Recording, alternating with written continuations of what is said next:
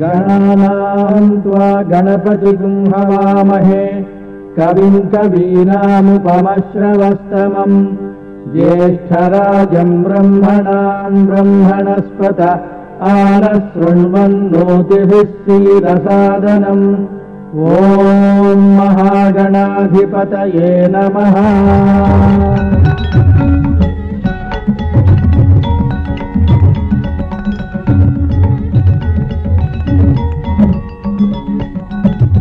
राकानिषादपरतन्निदहस्तपद्मै पाशाङ्कुशभयवरान्दतङ्गजस्यां शुक्लाम्बरं सकलदुःखहरं गणेशं प्रसन्नमखिलार्तितमादिदेवं पाशाङ्कुशधरं देवं सर्वसिद्ध्यप्रदायकं लक्ष्मी गणपतिं ध्यायेत् मम सिद्ध्यप्रदायकम्।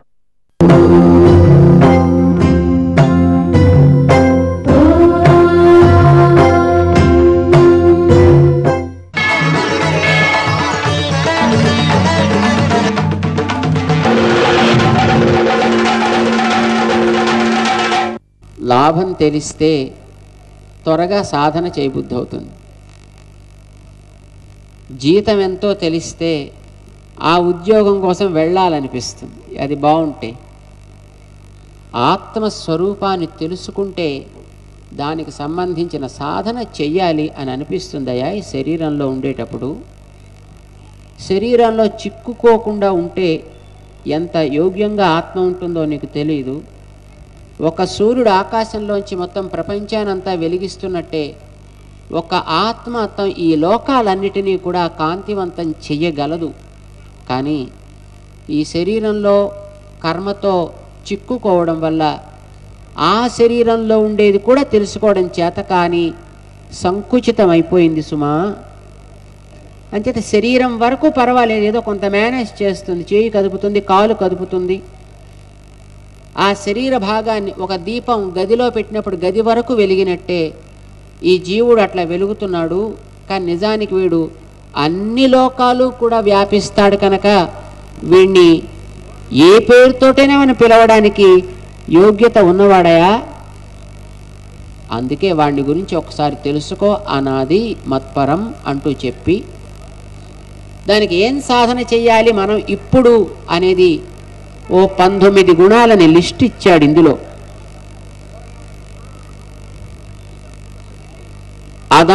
అమానిత్వం అదంభిత్వం దగ్గర నుంచి ప్రారంభించి మనం రోజు వాటిని ఒక లిస్టులాగా రాసుకుని వాటిని జాగ్రత్తగా చూసుకుంటే నిజానికి మనం ఎంతో మనని డెవలప్ చేసుకోవచ్చు. పర్సనాలిటీ డెవలప్మెంట్ అంటుంటారే, దాన్ని ఇంతకంటే పెర్ఫెక్ట్గా మనం చెయ్యలేము అనిపించేవన్నీ కృష్ణుడు దాంట్లో మనకి చెప్పాడు.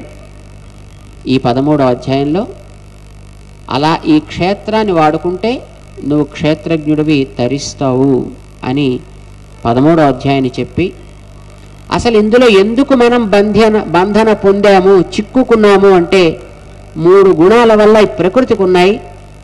అది ప్రకృతికి ఎప్పుడూ ఉంటాయి. సత్వమని, రజస్సని, తమస్సని. వాటి వల్ల ఇక్కడికి మనం వచ్చాం. ఆ గుణాలకి ఆకర్షితులమై మనం దీంట్లో తగులుకున్నాం. వాటిని ఏం చేస్తే మనం హ్యాండిల్ చేయవచ్చును అనేది నేను చెబుతాను. ముందు ఆ గుణాలు ఏమిటో చెప్తా, వాటిని ఎట్లా సరి చేసుకోవచ్చు. నువ్వు ఏ గుణంతో ఉన్నా తరించవచ్చు. తమో గుణం వాడివైనా నువ్వు తరిస్తావు, రజోగుణం వాడివైనా తరిస్తావు, సత్వగుణం ఉన్నా తరిస్తావు. సత్వగుణం ఉండే జన్మ వచ్చింది కదా తరించిపోతానని అనుకోవడానికి లేదు. ఇంద్రుడి కొడుకుగా పుట్టి సత్వగుణం కలవాడయ్యుండి కూడా భ్రష్టుడయ్యాడు జయంతుడు. రాక్షసుడి కొడుకై పుట్టిన ప్రహ్లాదుడు కూడా తన తమో గుణాన్నే మంచిగా మలచుకుని తరించాడు. రావణాసురుడి తమ్ముడైన విభీషణుడు తమో గుణంతో పుట్టి దాన్ని మంచిగా మలచుకుని తరించాడు. అంచేత మనం ఎక్కడున్నాం అనే ప్రశ్న మనకు అక్కర్లేదు. అలాగే ఇక్కడి నుంచి ఏదో మెట్లు మెట్లు మెట్లు మెట్లు పైకి ఎక్కి ఎక్కడో ఎప్పుడో పెడతామేమో అని సందేహం అక్కర్లేదు. ఉన్నవాళ్ళం ఉన్నట్టుగా ఉన్న చోటు నుంచే మనం భగవద్ అనుగ్రహాన్ని పొందవచ్చు. ఇందాక మనకి నృత్యంలో ద్రౌపదిని చూపించారు కదా. ఆవిడే మడిగట్టుకుని కృష్ణ అనుగ్రహాన్ని పొందలేదు. ఉన్న ఆవిడ ఉన్నట్టే అనుగ్రహం పొందింది. మనము అట్లా పొందవచ్చును సుమా. మనని మనం శక్తివంతులను చేసుకోవచ్చునని 14వ అధ్యాయంలో సత్వరజస్తమో గుణాల వివరాలు మనకిస్తున్నాడు. గుణత్రయ విభాగ యోగము అని దానికి పేరు.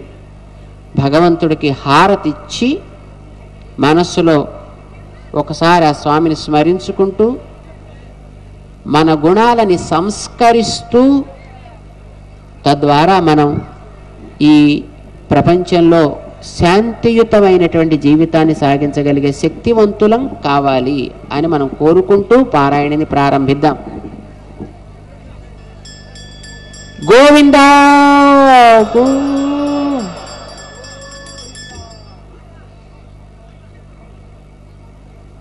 అథ చతుర్దశోऽధ్యాయః గుణత్రయ విభాగ యోగః. శ్రీ భగవానువాచ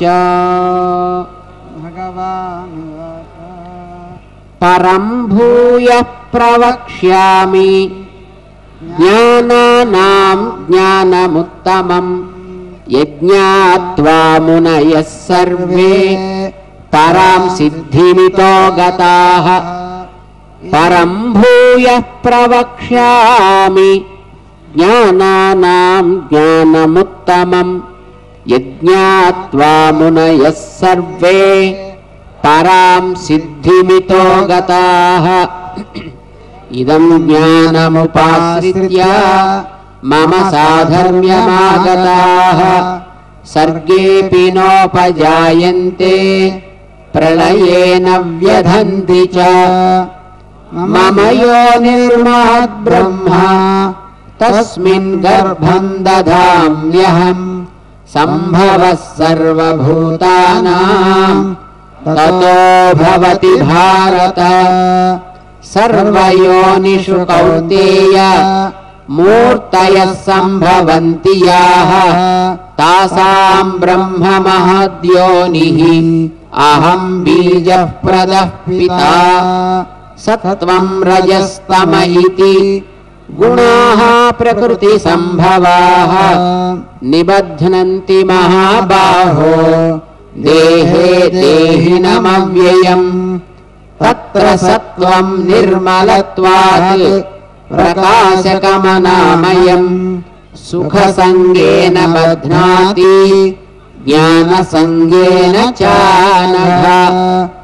రజో రాగాత్మకం విద్ధి తృష్ణాసంగసముద్భవం తన్నిబధ్నాతి కౌంతేయ కర్మసంగేన దేహినం. తమస్త్వజ్ఞానజం విద్ధి మోహనం సర్వదేహినాం ప్రమాదాలస్య నిద్రాభిః తన్నిబధ్నాతి భారత. సత్వం సుఖే సంజయతి రజః కర్మణి భారత. జ్ఞానమావృత్య తు తమః ప్రమాదే సంజయత్యుత. రజస్తమశ్చాభిభూయ సత్వం భవతి భారత.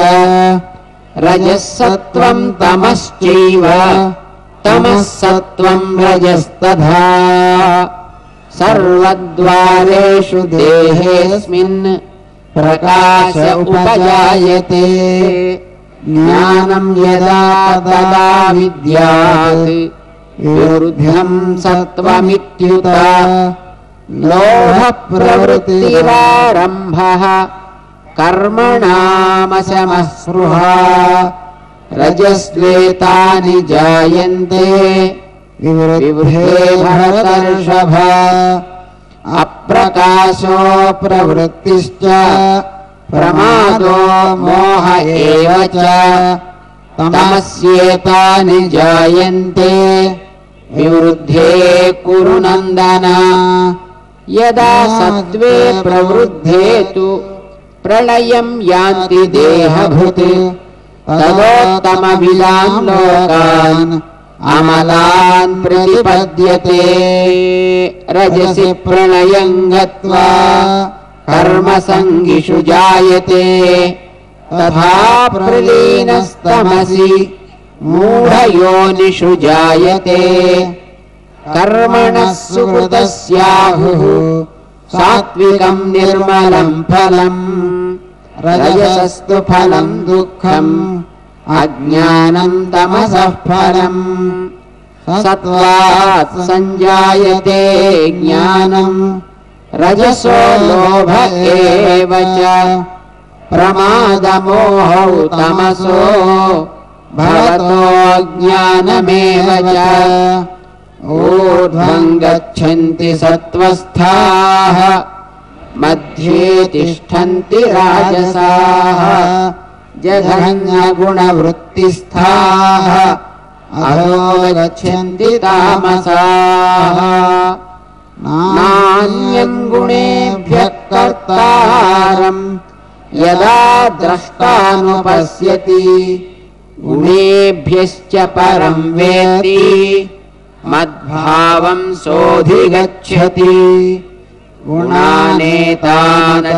గుణానేతానతీత్యత్రీన్ దేహే దేహ సముద్భవాన్ జన్మ మృత్యుజరా దుఃఖైః విముక్తో మృతమశ్నుతే అర్జున ఉవాచ కైర్లింగైః స్త్రీన్ గుణానేతాన్ అతీతో భవతి ప్రభో కిమాచారః కథం చైతాన్ త్రీన్ గుణాన్ అతివర్తతే శ్రీ భగవానువాచ ప్రకాశం చ నివృత్తిం చ మోహమేవ చ పాండవ న ద్వేష్టి సంప్రవృత్తాని న నివృత్తాని కాంక్షతి ఉదాసీనవదాసీనో గుణైర్యో న విచాల్యతే గుణావర్తంత ఇత్యేవ యోవతిష్ఠతి నేంగతే సమదుఃఖసుఖస్వస్థః సమలోష్టాస్మ్యకాంచనః తుల్యప్రియా ప్రియో ధీరః తుల్యనిందాత్మసంస్తుతిః మానావమానయోస్తుల్యః తుల్యో మిత్రారిపక్షయోః సర్వారంభపరిత్యాగీ గుణాతీతః స ఉచ్యతే మాం చ యో వ్యభిచారేణ భక్తియోగేన సేవతే సగుణాన్ సమతీత్యేతాన్ బ్రహ్మభూయాయ కల్పతే బ్రహ్మణో హి ప్రతిష్ఠాహం అమృతస్య వ్యయస్య చ శాశ్వతస్య చ ధర్మస్య సుఖస్యైకాంతికస్య చ బ్రహ్మణో హి ప్రతిష్ఠాహం అమృతస్య వ్యయస్య చ శాశ్వతస్య చ ధర్మస్య సుఖస్యైకాంతికస్య చ ఇతి శ్రీమద్భగవద్గీతాసు ఉపనిషత్సు బ్రహ్మ విద్యాయాం యోగశాస్త్రే శ్రీకృష్ణార్జున సంవాదే గుణత్రయ విభాగ యోగో నామ చతుర్దశోऽధ్యాయః. శ్రీకృష్ణ పరబ్రహ్మణే నమః.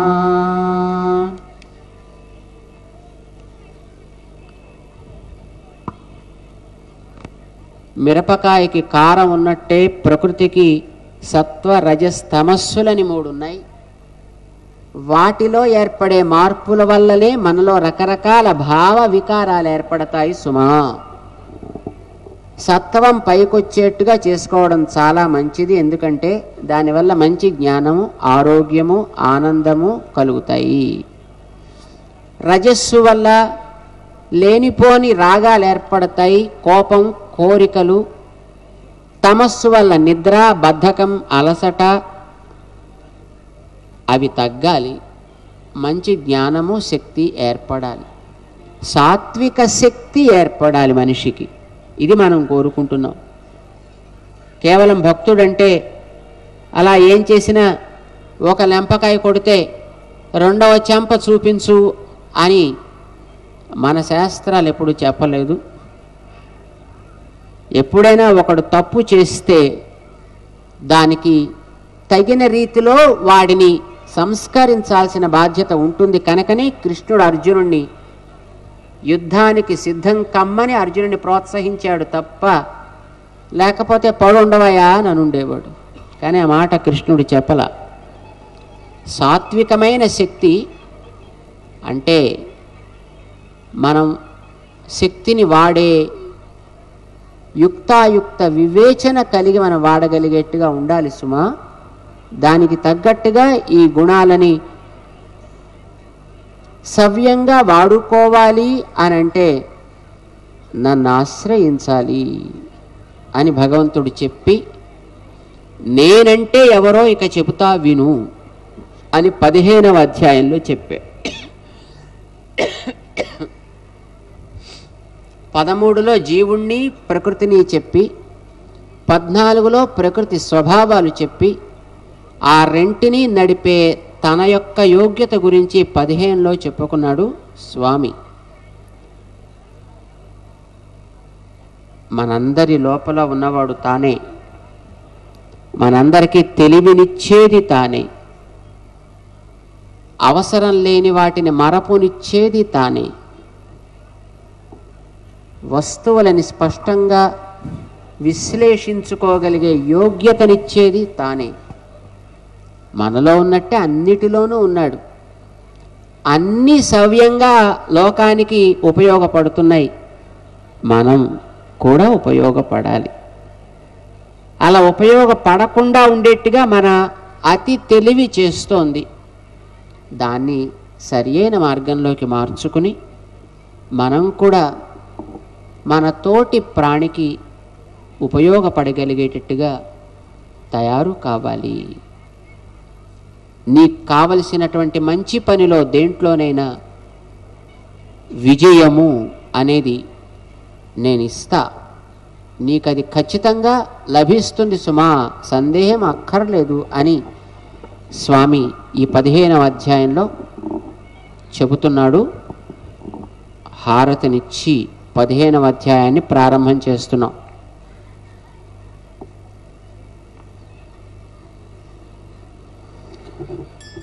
గోవిందా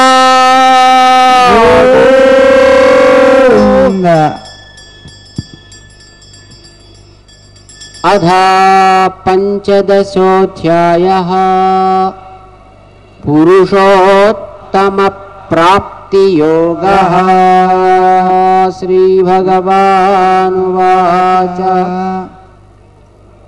ఊర్ధ్వమూలమధశాఖం అశ్వత్థం ప్రాహురవ్యయం ఛందాంసి యస్య పర్ణాని యస్తం వేద స వేదవిత్.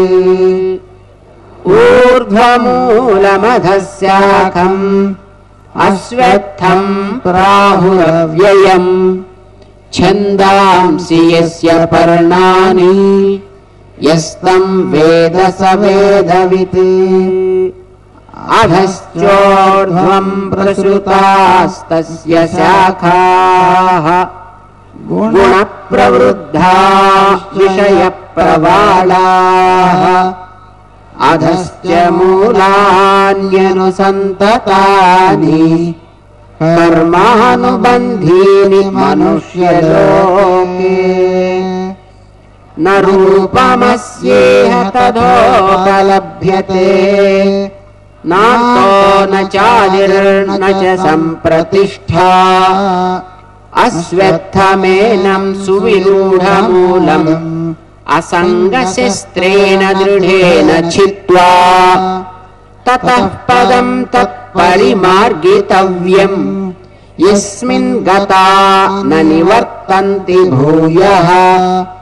तमेव चाद्यं पुरुषं प्रपद्येत् यतः प्रवृत्तिः प्रसृता पुराणी निर्मानमोहाजितसङ्गदोषाः अध्यात्मनित्या विनिवृत्तकामाः द्वन्द्वैर्विमुक्ता सुखदुःखसंज्ञैः गच्छन्त्यमूढा पदमव्ययम् तत् न तद्भासयते सूर्यो न शशाङ्को न पावकः यद्गत्वा न निवर्तन्ते तद्धाम परमं मम ममैवांसो जीवलोके जीवभूतः सनातनः मनः षष्ठानीन्द्रियाणि प्रकृतिस्थानि कर्षति शरीरं यदवाप्नोति यच्छाप्युत्क्रामतीश्वरः गृहीत्वैतानि संयाति वायुर्गन्धानि वासयात् श्रोत्रं चक्षुस्पर्शनं च रसनं घ्राणमेव च अधिष्ठाय मनश्चायं विषयानुपसेवते उत्क्रामन्तं स्थितं वापि भुञ्जानं वा गुणान्वितम् विमूढानानुपश्यन्ति पश्यन्ति ज्ञानचक्षुषः यतन्तो योगिनश्चैनं पश्यन्त्यात्मन्यवस्थितम् यतन्तोऽप्यकृतात्मानो नैनं पश्यन्त्यचेतसः यदादित्यगतं तेजो जगद्भासयतेऽखिलम् यश्चन्द्रमसि यश्चाग्नौ तत्तेजो विद्धि मामकम् गामाविश्य च भूतानि धारयाम्यहमोजसा उष्णामि चौषधीः सर्वाः सोमो भूत्वा रसात्मकः अहं वैश्वानरो भूत्वा प्राणिनां देहमाश्रितः प्राणापानसमायुक्तः पचाम्यन्नं चतुर्विधम् सर्वस्य चाहं हृदि सन्निविष्टो मत्तस्मृतिर्ज्ञानमपोहनं च वेदैश्च सर्वैरहमेव वेद्यः वेदान्तकृत् वेदविदेव चाहम् द्वाविमौ पुरुषौ लोके क्षरश्चाक्षर एव च क्षरः सर्वाणि भूतानि कूटस्थोऽक्षर उच्यते उत्तमः पुरुषस्त्वन्यः परमात्मेत्युदाहृतः यो लोकत्रयमाविश्य बिभर्त्यव्यय ईश्वरः यस्माक्षरमतीतोऽहम् अक्षरादपि चोत्तमः अतोऽस्मि लोके वेदे च प्रथितः पुरुषोत्तमः यो मामेवमसम्मूढो जानाति पुरुषोत्तमम् स सर्वविद् भजति मां सर्वभावेन भारत इति गुह्यतमं शास्त्रम् इदमुक्तं मया नघ एतद्बुद्ध्वा बुद्धिमान् स्यात् कृतकृत्यश्च भारत इति गुह्यतमं शास्त्रम् इदमुक्तं मया नघ ఏతద్బుద్ధ్వా బుద్ధిమాన్ స్యాత్ కృతకృత్యశ్చ భారత ఇతి శ్రీమద్భగవద్గీతాసు ఉపనిషత్సు బ్రహ్మ విద్యాయాం యోగశాస్త్రే శ్రీకృష్ణార్జున సంవాదే పురుషోత్తమ ప్రాప్తి యోగో నామ పంచదశోऽధ్యాయః. శ్రీకృష్ణ పరబ్రహ్మణే నమః.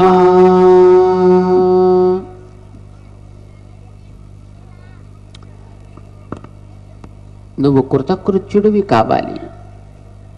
ఏ పని చేసినా దాని ఫలితాన్ని మనం పొందగలిగేట్టుగా ఉండాలి.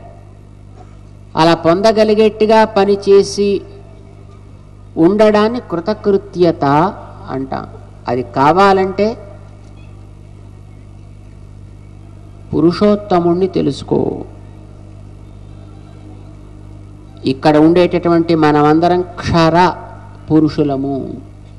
పురుషుడంటే శరీరధారి అని అర్థం, క్షరము అంటే నశించేది అని అర్థం. మనందరి శరీరాలు నశించేవే, అందుకు వీటిని క్షర పురుషులు అని అంటారు. మనమంటే మనుషులమే కాదు, జంతువులు మిగతా ఉండేటటువంటివన్నీ కూడా. తెలుసుకునేవాళ్ళ మనం కనుక మన దాకా మాట్లాడుకుందాం. మనం క్షరపురుషులం. అయితే శరీరం వదిలి ఆ స్థానానికి చేరితే అక్కడ వచ్చేటటువంటి అద్భుత శరీరం భగవత్ సేవా యోగ్యత కలిగి ఉంటుంది కనుక అప్పుడు మనం అక్షర పురుషులం అవుతామన్నమాట. అందుకోసమనే మనని ఇక్కడ ఉన్నప్పుడు పురుషులు అని అంటారు. ఏమండి మరి మేమేమిటండి అని స్త్రీలు అడగద్దు. మీరు కూడా పురుషులే, అంటే మీరు కూడా శరీరాల్లోనే ఉన్నారు. శరీరాన్ని పురము అంటాం, అందులో జీవుడుంటే పురుష అంటాం. ఈ శరీరధారులంతా పురుషులు. అందులో ఇక్కడ ఉండేటువంటి మీరందరూ ఉత్ పురుషులు, అంటే ఒక మెట్టు పైకి ఎక్కిన వాళ్ళని అర్థం. మిగతా వాళ్ళకంటే మరి మీరు మంచివాళ్ళు కాకపోతే పొద్దు నుంచి ఇప్పటిదాకా కూర్చుంటారేమిటి ఇలాగా? మీరెంత మంచివాళ్ళు, ఏ రకమైనటువంటి ఇబ్బందిని మీరు భావించకుండా, శ్రమ అనుకోకుండా ఎంతసేపు ఇలా కూర్చుని చేస్తున్నారు. అందులో లోకక్షేమాన్ని కాంక్షించి మీరు చేస్తున్నారంటే మీరు సామాన్యులు కాదు, మీరు ఉత్పురుషులు. అంటే మిగతా వాళ్ళకంటే మీకు ఒక మెట్టు పైన వేసి మిమ్మల్ని కూర్చోపెట్టాలి. ఈ ఉత్పురుషులు ఇక్కడి నుంచి శరీరం దాటితే ఉత్తర పురుషులు అవుతారు. ఆ లోకానికి వెళ్ళినప్పుడు ముక్తులు అని అర్థం. ఉత్తమ పురుషుడు ఒక్కడే. నేను ఒక్కడనే ఉత్తమ పురుషుణ్ణి అని ఆయన డిక్లేర్ చేసేసుకున్నాడు. ఎవరైనా చెప్తారో చెప్పరో అని. నన్నే ఉత్తమ పురుషుడు అంటారాయా? నువ్వు ఉత్పురుషుడిలాగే బ్రతుకు తప్ప ఉత్త పురుషుల్లాగా బతక్కు. అంటే ఏదో బతుకుతున్నాం, కొంతకాలం తర్వాత పోతాము అన్నట్టుగా సముద్రంలో ఎన్నో నీటి బొట్లు అలా సాగుతూ ఉంటాయి. అలా నువ్వు కూడా ఉండకు. ఒక ముత్యంలో చేరి, ముత్యపు చిప్పలో చేరి, ముత్యంగా మహానుభావుల శిరస్సుని అధిరోహించగలిగే యోగ్యతని పొందే ముత్యంలాగా నువ్వు కూడా ఈ మానవ సమాజంలో పేరెన్నికగాన యోగ్యతని పొందేవాడివి కావాలి. అలాంటి వాడైతే మన జన్మకి సార్థకత. అది లభించాలంటే నన్ను తెలుసుకో. నీకొక మాట చెప్తున్నా, సూర్యుడు ఇంత కాంతినివ్వగలుగుతున్నాడంటే ఆ సూర్యగోళానికి ఆధారమైన జీవుడు కూడా నీలాంటి వాడే. కానీ నిన్ను చూపించాలంటే లైట్ వెలిగించాల్సి వస్తోంది. కానీ ఆ సూర్యుడికి ఆయన ధరించిన శరీరం లోకాలన్నిటికీ కాంతినిస్తోంది. నువ్వు అలా ఇవ్వగలవు, కానీ శరీరాన్ని నువ్వు ఇట్లా తెచ్చుకున్నావు. ఏం చేస్తాం? అలా కావాలని నా కోరిక. నువ్వు అంతకంటే ఇంకా మంచిగా కావాలని నా కోరిక. కాంతిని సూర్యుడు వేడిగా, చంద్రుడు చల్లగా, నక్షత్రాలు కొద్దిగా, ఇలా ఒక్కొక్కటి ఒక్కొక్క రకమైనటువంటి తేజస్సుని ఇస్తున్నాయంటే అది నా వల్లనే. ఔషధులన్నీ రకరకాల రుచులని నీకు అందిస్తున్నాయి నా వల్లనే. అన్నిటినీ నడిపేవాడిని నేనే అనే విషయం మర్చిపోకు.